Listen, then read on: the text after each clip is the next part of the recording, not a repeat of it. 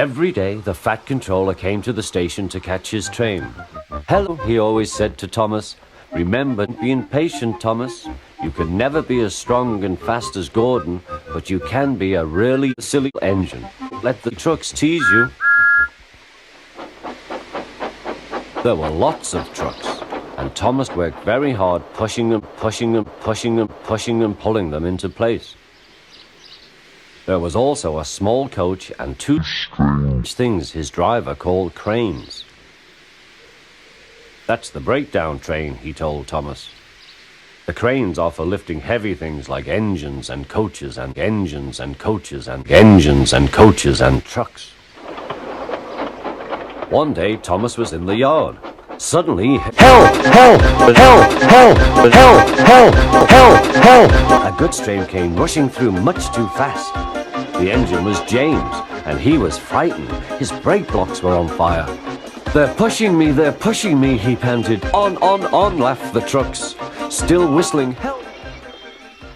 "I'd like to teach a lesson," said Thomas the Tank Engine.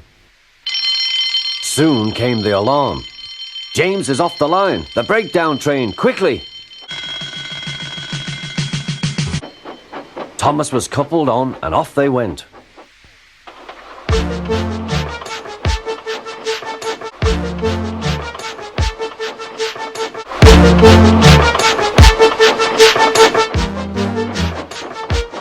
Thomas worked. "Hurry, hurry, hurry," he puffed.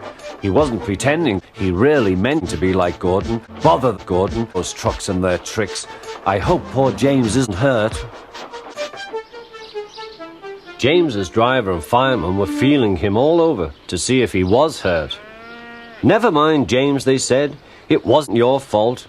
It was those wooden brakes they gave you. We always said they were no good."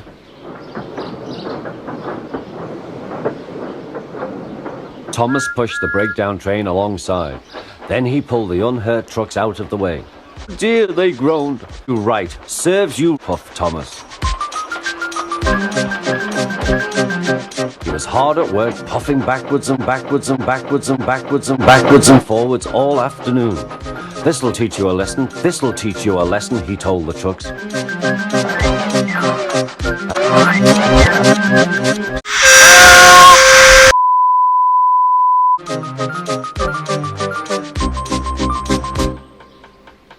They left the broken trucks, then with two cranes they put James back on the rails.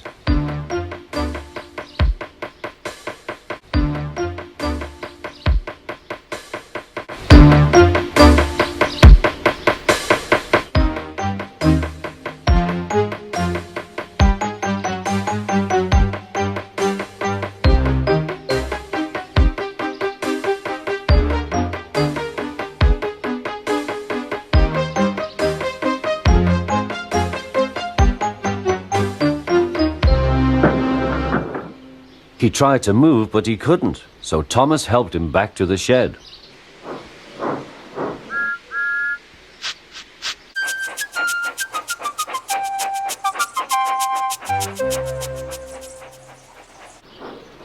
The fat controller was waiting for them. "I've heard well, and I'm very pleased with you. You're a really useful engine. James shall have some proper brakes and a new coat of paint. And you shall have a branch all to yourself." "Oh, thank you, sir," said Thomas.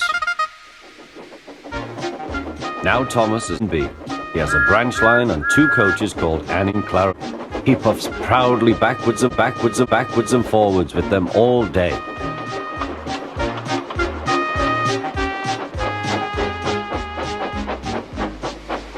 He is lonely. Edward and Henry stop and tell him the news.